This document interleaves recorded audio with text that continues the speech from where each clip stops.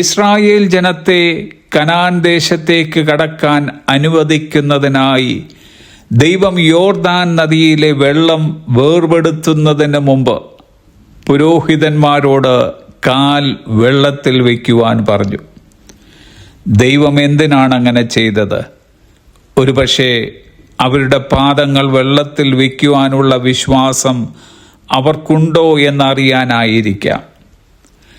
നമ്മുടെ പാദങ്ങൾ ഉണങ്ങിയ നിലത്ത് വെച്ചിരിക്കുന്നിടത്തോളം ദൈവം നമുക്കായി നദി വിഭജിക്കില്ല. ദൈവം പ്രവർത്തിക്കുവാനായി നാം കാത്തിരിക്കുകയാകാം. എന്നാൽ നാം വെള്ളത്തിൽ കാൽ വയ്ക്കുവാനായി ദൈവം കാത്തിരിക്കുകയാണ്. നമ്മുടെ വിശ്വാസം ദൈവത്തിൻ്റെ പ്രവൃത്തിക്കും അത്ഭുതത്തിനും മുൻപ് ചലിക്കണം. അതൊരുപക്ഷെ നാം എടുക്കേണ്ട ആദ്യത്തെ ഒരു ചുവട്ടടിയായിരിക്കാം. മാർട്ടിൻ ലൂതർ പറഞ്ഞിരിക്കുന്നത്, faith is taking the first step even when you don't see the whole staircase. മുഴുവൻ പടിയും കാണാത്തപ്പോൾ പോലും വിശ്വാസം ആദ്യ പടി സ്വീകരിക്കുന്നു. ഇസ്രായേലിയർ വാഗ്ദത്ത ഭൂമിയായ കനാനിലേക്കുള്ള യാത്രയിലാണ്. ദൈവം അത്ഭുതങ്ങൾ ചെയ്ത് അവരെ ഒറ്റയടിക്ക് കൊണ്ട് വാഗ്ദത്ത ഭൂമിയിൽ പ്രവേശിപ്പിക്കുകയല്ലായിരുന്നു.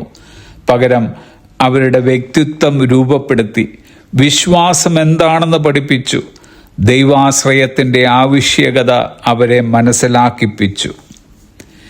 നമ്മുടെയും ജീവിത യാത്രയിൽ എല്ലാം ദൈവം അങ്ങ് ചെയ്തു തരുവാൻ ആഗ്രഹിക്കുന്നുണ്ടാകാം. അങ്ങനെ ദൈവം ചെയ്തു കഴിഞ്ഞാൽ ഒരുപക്ഷെ നമ്മുടെ വ്യക്തിത്വത്തെ രൂപപ്പെടുത്താനോ വിശ്വാസം വളർത്താനോ ദൈവാശ്രയത്തിൻ്റെ പ്രാധാന്യത മനസ്സിലാക്കുവാനോ കഴിയാതെ പോകുവാൻ സാധ്യതയുണ്ട്. ഇതറിയാവുന്ന കർത്താവ് അവിടുന്ന് കൽപ്പിക്കുന്നത് നാം അനുസരിക്കുവാൻ ആഗ്രഹിക്കുന്നു. അനുസരണം അനുഭവത്തെ കൂടുതൽ സജീവമാക്കുന്നു. നമ്മോടുള്ള ദൈവത്തിൻ്റെ വാഗ്ദാനങ്ങൾ ഉറപ്പാണ്.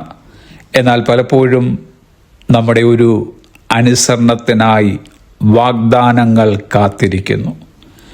ഡിയർ ഫ്രണ്ട്സ്, ഇതിനോടകം പല വാഗ്ദാനങ്ങൾ നമ്മിൽ നിറവേറിക്കഴിഞ്ഞിരിക്കുന്നു.